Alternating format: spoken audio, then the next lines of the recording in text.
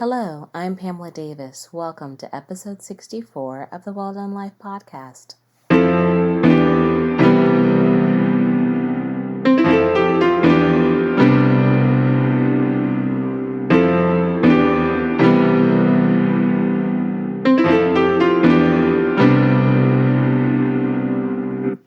Hello, and welcome back to episode 64 of the Well Done Life podcast.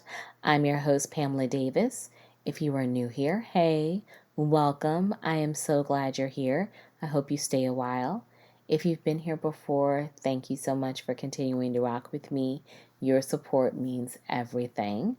So I am just so glad to be a continued source on your podcast list. So before we kind of start to dive into the flow of the show today, you guys, I want to make sure we all know exactly why we're here. So let's kind of talk about what we're here for.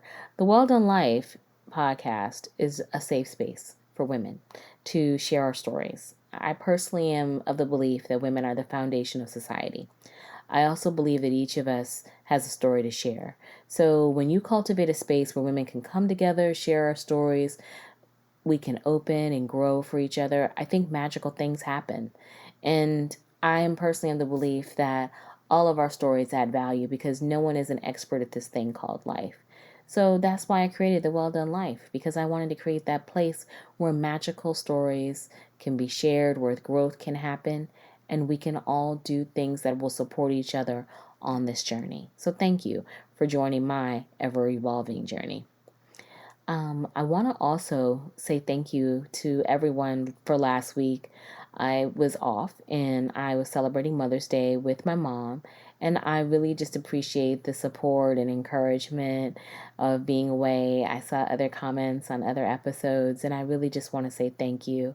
My mom and my sister and I spent the day together last week, and it was awesome. We were spoiling my mom, even though she's incredibly spoiled already. She wouldn't agree with that, but she is. And it was just great to be present, and relaxed. I mean, my sister and I, even though we're all together all the time, Monday through Friday, we're just so focused on work that, believe it or not, the amount of connection time that we get is just it's not quality. We try after work with dinner and stuff a little bit, but it's just such a order structure, after work, dinner, clean up, go to bed, and the same repetition, over again every day. That just having that time together last Sunday just to kind of relax. We all had on our matching pajamas. We had breakfast together. It was just a great time. It was just fun to be able to be present like that. And I think moments like that, especially as you get older, are just so valuable. So I just want to say again, thank you. And to all the moms out there, I hope that you had an amazing Mother's Day and that you were showered with love. And I want to also say that I think mothering is more than just giving birth. There are many of us, myself included, who have never given birth to a child, but we show love and encouragement in the way that a mother does. And that love and encouragement that you are feeding into someone is just as valuable, whether you gave birth or not. You are mothering someone, you are supporting someone, you are encouraging someone, you are raising someone. So I commend all of the women out there who show love in that way to someone. So prayers up to everybody out there. And then now, let's kind of kick it back to where we are in this ever-changing cycle of the world. I mean, it's getting kind of crazy. So I want to make sure I send prayers and good energy out to everyone here, because we are just trying to, continue navigating past COVID. I mean, don't get me wrong, COVID is still in the streets, but the mask mandates are being removed, social distancing is being reduced, and life is picking back up to where it was again, because I've heard everyone talking about I'm vaxxed and waxed, I guess. Hot girl vaccinated summer is on, I don't know. But I'm just going to say this. I still think you got to take care of yourself, I think you need to make choices that are going to protect your health, and, to be quite honest, the health of yourself and those people around you. I think it's just a lot of change. So I don't really have too many things else that I can say about it, which is actually kind of shocking to me. I just think that in this ever-changing mandate time situation, I feel like I'm just going to personally for myself let common sense and discernment guide my decisions. So I am praying common sense and discernment for everybody. Because I think at this point, that's what you're going to have to do just to make sure that you're doing what's best for your health again and the people that you love. So stay vigilant, but also be kind. And I think, again, I have to keep bringing up about kindness because as I've told you guys before, I really do feel like, empathy is under attack. And you got to understand everyone is out here just trying to do the best that they can with the coping mechanisms that they have.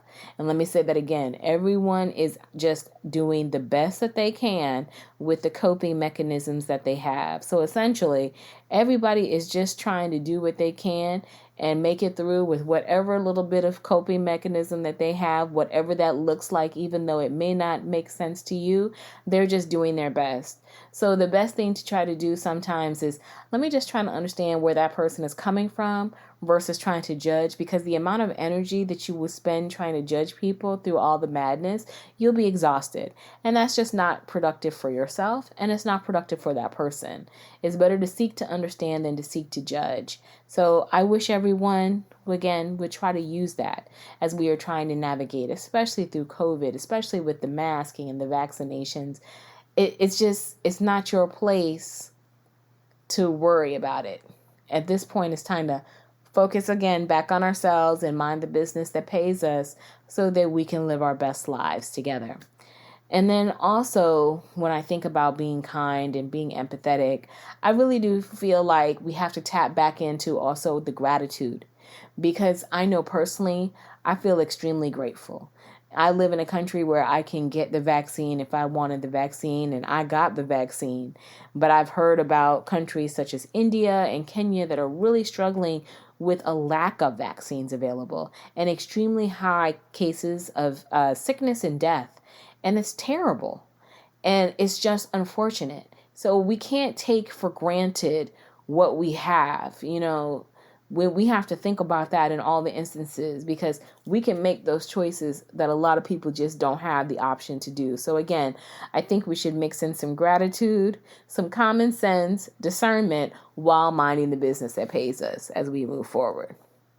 But even through all of that, we have to still, again, try to live our best life and be kind and good to people. And with that, it made me think about, wow, we are, again, still going through lots of change. And we thought it's ironic because, of course, it would be National Mental Health Month. And I'm just like, wow, we now all of a sudden, because, at first we were kind of being told by the CDC and by the White House, hey, by July, we should be able to have a maskless July. But oh no, we have to just operation quick, get it done. And now it's May. And now we're all trying to figure out, okay, do I wear the mask inside? Do I not wear it outside? What do I do? And trying to deal with life and all the other great things that come along with it in the middle of National Mental Health Month. And, if anyone hasn't told you, change can be one of the main triggers that impacts the quality of your mental health. So it's like, hey, we are definitely getting triggered. But if I really thought about it, let me know what you think. I feel like change has pretty much been the theme of our lives for the last year and a half. And it's been rapid fire change and stress. We're not getting quick stuff, because still I am amazed that we are surviving or even living in a time of a global pandemic. Hadn't really foresaw that coming personally. So again, we're triggered. And I really, really feel like we are all living through PTSD from COVID. To me, I just don't see any way around it. So there's even more reason to ensure that we're going through grace, because, well, not that we don't have to just be grateful for what we have. We also have to think about it. We're all suffering through a common trauma. And I know for myself, when I think about it, I don't know when I'm fully going to recover. And let me preface that, excuse me. I do. I feel like we all have PTSD. I know for myself I do, because I feel like my habits have forever been changed by COVID. I definitely, like I said, I've mentioned before, I am vaccinated, but I have no desire to go out into supermarkets or anything like that without a mask on. And I don't care what anyone says. I'm not comfortable with it. And definitely traveling right now, I'm trying to figure that out. Like, I really miss traveling. I have found myself sitting down sometimes, like randomly Googling hotels and flights. And I was actually planning on going to stay in a hotel a couple of weeks back, and I had taken time off from work and everything to go do this. I had made arrangements with my sister. She was going to stay with my mom. I was all set. And it was right, actually, I was supposed to check in the weekend after I took my last shot. So I wasn't fully vaccinated. I and that started to play with my mind, like, okay, yeah, I might have to wait until these full 2 weeks are. I can go ahead and go, or am I going to get sick? And, what is this going to be like? It totally just, I could not make a decision. I was literally just spinning in a cycle of fear and confusion. And I was just like, I decided no. So I just was at home with my family and I had a wonderful time, but I missed out on being able to go and get some quality me time because personally I'm in need of some quality me time. And so sometimes I like a little solo moment so that I can regroup, and I'm desperately in need of it. But again, my habits have now been changed because of COVID.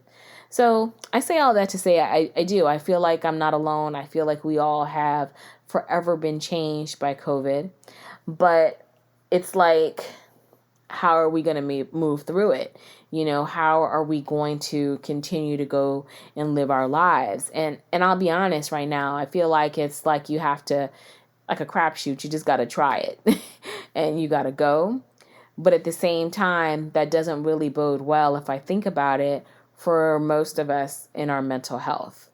And I have to admit right now, I feel very blessed to say that my mental health is pretty good. I'm not saying great, but pretty good works for me. And I have been feeling less overwhelmed, but I find that I wound up having to dig deeper into myself right now to really make sure that I identify my triggers so that I can start to create habits that are going to help me.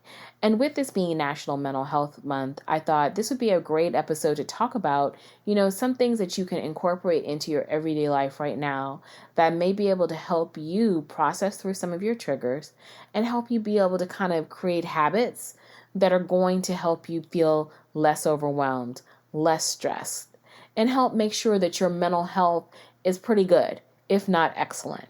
So for myself, I definitely feel overwhelmed and stressed at times. And a lot of that, I definitely think, is on me in regards to how I'm balancing my boundaries, but in regards to my time, as well as my time. Right now, I'm just trying to think boundaries. Yeah, it's mostly my time. Every other boundary seems pretty good, but definitely my time is a stretch right now. But then at the same time, it's funny, time and time. But at the same time, sorry, had to do it again. I'm also working on my sleep. And I know sleep probably sounds crazy, but my sleep and anyone's sleep is a major contributor to your mental health. And in actuality, a lot of times when people begin to manifest signs of depression, sleep is one, or the lack of sleep is one of the main symptoms of it, because you become obviously plagued with insomnia. And when you are when you're going through insomnia, you're not able to fully rest or sleep for a good quality amount of time. Your body is working overtime and your hormonal levels will become altered. Your serotonin becomes impacted by that. So it is something that can majorly contribute to you being depressed. So for me, it is really important that I kind of really tap into that, not just for the fact that I know that it can contribute to depression, but also because I'll be honest, I hadn't really given sleep as much of a priority as I should have over the last several years, actually.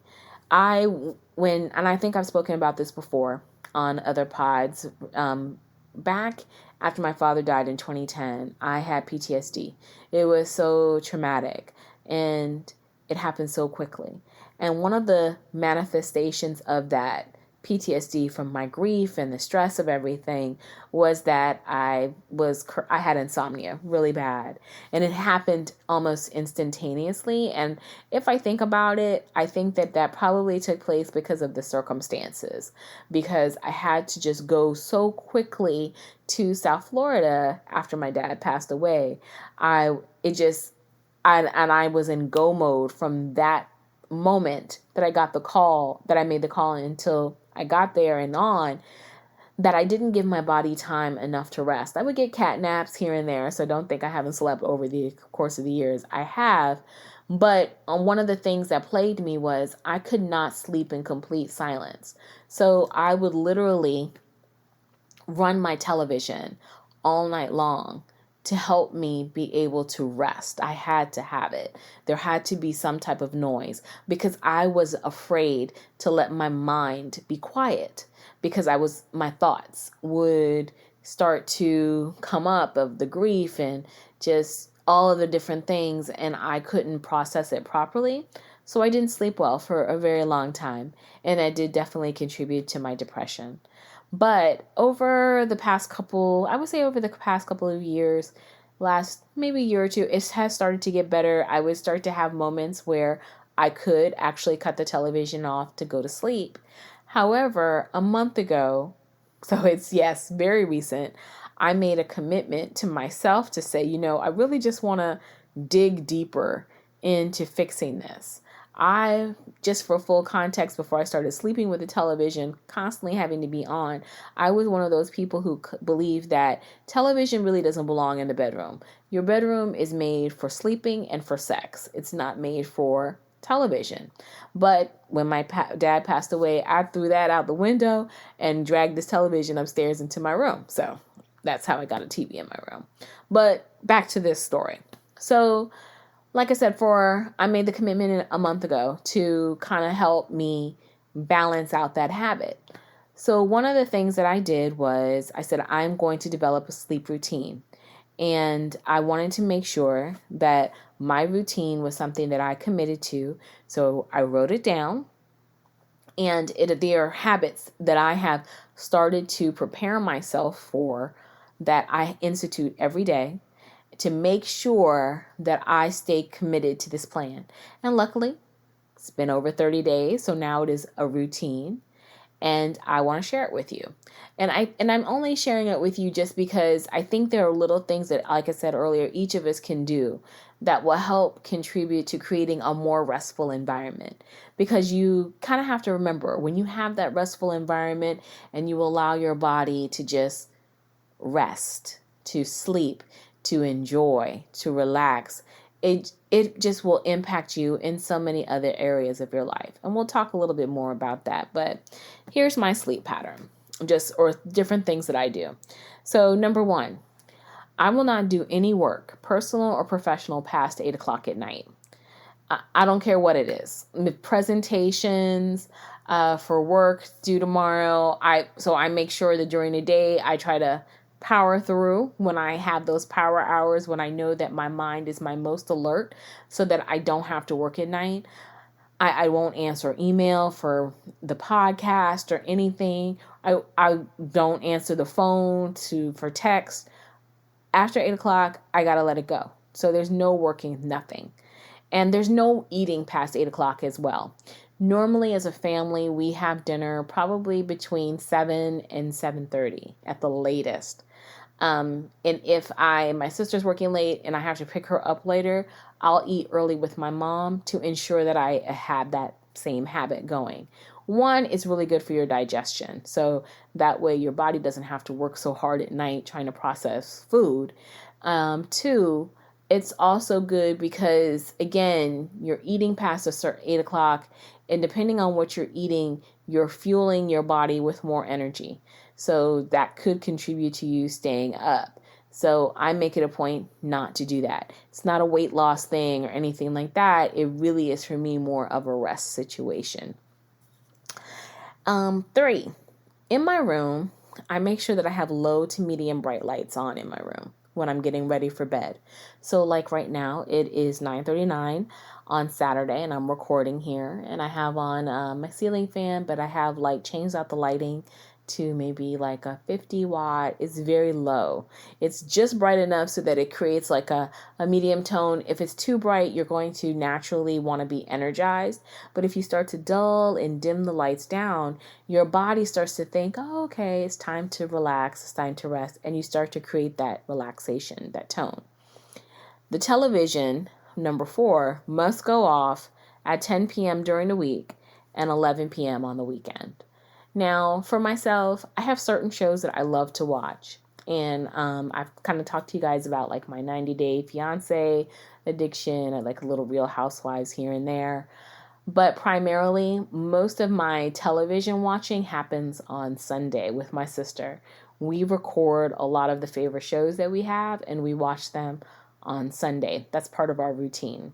So during the week, I just make it a point not to really consume a lot of television and just make sure that I set those boundaries. On the weekend, I'll stay up a little bit later, but not too much later because again, I don't want to stretch myself past my routine. Number 5, my cell phone is set to do not disturb at 10 o'clock. If it's my family and it's an emergency, they have the house number, they'll call. Point blank, period. If it's a friend, I pray to God it's not. I'm still not going to hear it. It's not to be rude, but at 10 o'clock at night, my phone is on do not disturb because I have to cut my mind off. And if I'm constantly looking at my phone, which I have found myself, I used to love to lull myself to sleep by looking through Instagram and stuff like that. But all I'm doing is keeping my mind working. And especially during the week when I need to decompress, I just make it so that my phone is on do not disturb. Number 6, comfortable pajamas are a must. I am now a pajama person. I totally was not that person before. I literally would go to bed in a t-shirt and my panties, and I'm sure that's more information than what you wanted to know, but I'm just going to keep it a buck with y'all. That's how I was going to sleep. But now I have made it a point where I've invested in I personally am in love with Skims by Kim Kardashian, the sleep shirt, the sleep dresses and her pajamas. And well, I would love them. And I made the investment. And I'm not saying that you have to invest in that because I have some nice ones from Target as well. But I think it's about being comfortable and feeling comfortable when you're going to bed. Wearing if a t-shirt works for you, that's cool. But it wasn't working for me because sometimes I'd find I get cool at night or whatever. So I literally wound up saying, I need to get clothes that make me feel comfortable when I'm laying down, or I don't want to get too hot because I would get hot at night. And luckily with the Skims, her sleep apparel is really very breathable and it keeps the body just the right amount, temperature cool, super soft, and I just feel comfortable. So I just recommend investing in comfortable pajamas or night dress, whatever makes you feel great. That's what you should be wearing to bed. And then for me, number 7, lots of pillows and my favorite blanket. I personally do sleep with a lot of pillows because I have a wicked sciatica problem, and I am very fortunate that my chiropractor taught me a method of how to lay out my bed at night so that I can make sure that my back and my sciatica is really happy and how to sleep appropriately. And so I do that as a part of my routine. And then also I have my favorite blanket. I have had this special blanket that I sleep with every night. I've had it since I was probably around, I want to say 11 years old. So it has gone to college with me. It goes everywhere with me. When I used to travel a lot with an old job that I had to take it with me wherever I went because it comforted me. And this is made by one of my my mother's very close friends. Unfortunately, she's not alive anymore, but it's very special to me.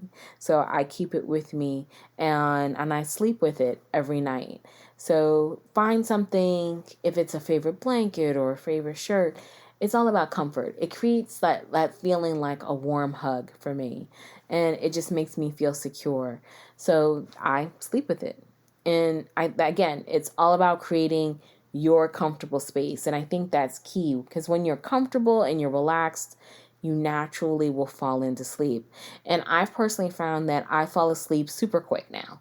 And it's amazing. And because I always used to feel like, okay, what am I not doing right that I just cannot go to sleep really well? So it's wonderful that you can just kind of ease in when you create that routine, because it's a matter of intention. I mean, if we think about it, we need to be intentional with so many aspects of our life. Why would we not be intentional with our rest? Um, I really have never done a lot of research into sleep, but I think a lot of us may remember several years ago, Ariana Huffington wrote a book about the power of sleep on our health and on our professional lives called The Sleep Revolution. And I'll make sure I put a link to it in the show notes. And like I said, I haven't read it, but I've heard great things about it, because essentially it is very important that you look at the power of your rest and manage your sleep, because it's essential to your physical and mental health. When you are not sleeping well, your body is working overtime to function. When you're sleeping, that is your time that you are giving your body the moments to reset, and to help you be able to get up the next day and be that superwoman that you are. So it definitely is something that you have to look at, because you got to think about it also. We are going through an excessive amount of trauma. I mean, this is a very revelational, transformative time. So you really need to look at how you can kind of nurture yourself, and sleep is one of the best ways that you can kind of nurture it. So think about how you can prioritize that daily and help yourself, because when you're prioritizing your health and your sleep, you're giving your body, like I said, a moment to reset, and that helps you be able to navigate the trauma and the daily demands of life. So, kicking it kind of back to, though, where we're here for, and this being National Mental Health Month, please make sure, like I said, that you are taking this time as a reminder, these tips, to check in with your mental health. And I know that may sound hard. Believe me, it's nurturing it, checking in with your mental health has to be up there, though, with your physical health. Because I know that there's lots of conversations around mental health, but it's still not talked about enough. I mean, there are so many people out there who are struggling. And some people you see going through it, but there's a lot of people that you don't. I know for myself, I've said before, I was a walking zombie for a few years. There's a lot of people out here that are functioning on autopilot. They're not okay, but they are going because they feel like they have no other choice and no other outlet. And unfortunately, I think even for women, we feel even more pressure to just keep going and keep trying to do, because that's who we are. We are the foundations. So as the mothers, as the wives, as the teachers, as the daughters, as all of those things, we feel the pressure to keep going, but we have to normalize the space to say that you need help. And we have to normalize the space where we have more conversations around mental health, because that's the only way that we give people the opportunity to feel safe enough to say what's really going on. Because again, we deal with each other sometimes in such a surface way that you don't really get to the real crust of the issue. And let's be real, you can't heal what you don't reveal, but you also can't heal in a space that won't allow you to just be who you are. And that's so important, because like I was saying, there's a lot of times we don't allow people the space to tell us who they are, and they are struggling and going through. And it may not even be just you. There could be a friend in your life that is going through. And I think about that, sometimes we need to normalize it to the point where we ask our friends in conversation, hey girl, how's everything? How's the family? How's your mental health today? Because there's nothing wrong with asking it. Yeah, it's a kind of a quick question and it might catch someone off guard, but we should be normal and feel comfortable enough to say, you know what, my mental health is really good today. Or to say, you know what, I'm really struggling. I'm not doing too well today. This is what's going on. I want those type of relationships.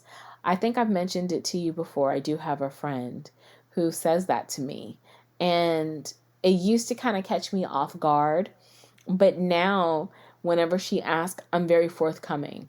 And I feel the same from her.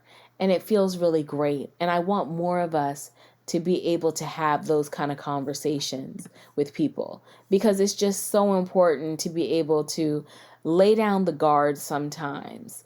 And you have to find people that you feel comfortable with enough to lay down that guard with. I hope personally that, this is a space where I show you my challenges and you can connect with me to share yours. Because I had someone reach out to me recently about coming on the podcast. She wanted to talk about self-love and cultivating gratitude. And you know what? I said, cool, because I'm very open to it. I just said, hey, why don't we just set up something to discuss it first? Because I always want to get an idea of the flow and the vibe before I bring it to y'all. I really don't. You will never have someone on here that, from me, that I don't feel like I know, because any guest that I've had, when I say I have fangirl stalked you or whatever, I have, because I want to make sure that the energy that I'm putting out into this space aligns with our goals. So it's all good vibes over here. But back to this, so I told her it was cool, just come on, let's try to set something up, let's talk, because I just want to get an idea of your flow. And I love bringing in new voices, but I haven't heard back. And I know she got my response. I saw that she's read it, whatever. But you know what? That's okay, because timing and vulnerability are very different for everybody. And like I was saying, we have to normalize being able to create spaces where people can share and talk to you and be honest. You also have to normalize the fact that it may not happen within the time frames that you think it should happen.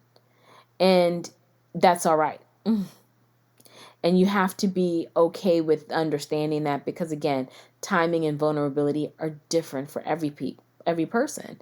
And things aren't meant to be forced. So I always feel like when the space and the time is right, the conversation will happen. But that's how I feel about opening the space for conversations around mental health. It has to be right. You can't force someone to confront themselves. It has to happen when they're ready, because the truth can be ugly. It really can. I mean, we've talked about it last episode, the ugly truth. The truth is hard because mirrors reflect what we project. And we have to be ready to look at it. And that takes so much courage. And it's hard looking at the sides of us that we don't like or that we're ashamed of, because, a lot of the things that we hold on to are rooted in shame. A lot of the vulnerabilities, the issues, the challenges with our mental health, they are rooted in shame. But I also feel like outside of freedom, there is a beauty and a healing in our pain. Because to me, when we release that shame, we allow our souls to feel free. We remove the weights that hold down our mind, our body, and our spirit. We also allow space for the opportunity to help someone learn from our failings and our growth.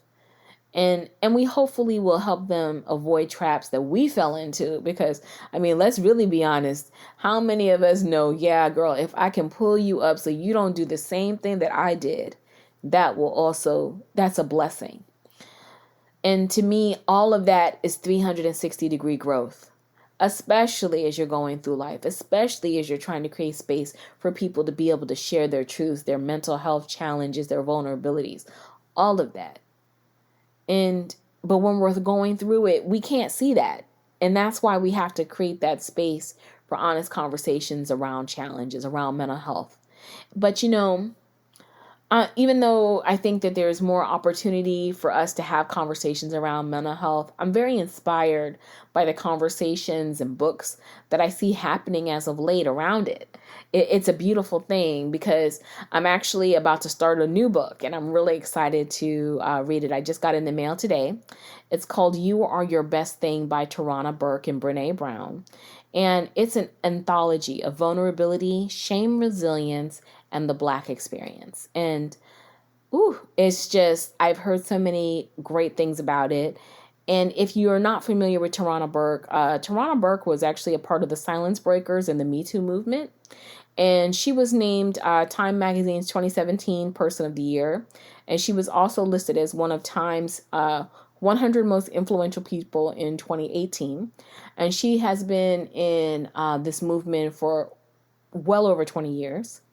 And then her co-author, Brene Brown, is a research professor at the University of Houston, and she spent the past 2 decades studying courage, vulnerability, shame, and empathy, and is the author of 5 number 1 bestsellers. And so I'm going to put a link to this book in the show notes, but I'm very excited about this anthology of these stories because, like I've talked about before, it's just amazing to tap into resources that speak to truth, vulnerability, empathy, because those things are under attack. And it's critical that we're doing our part to cultivate conversations around these topics because it's a key to our progression in existence.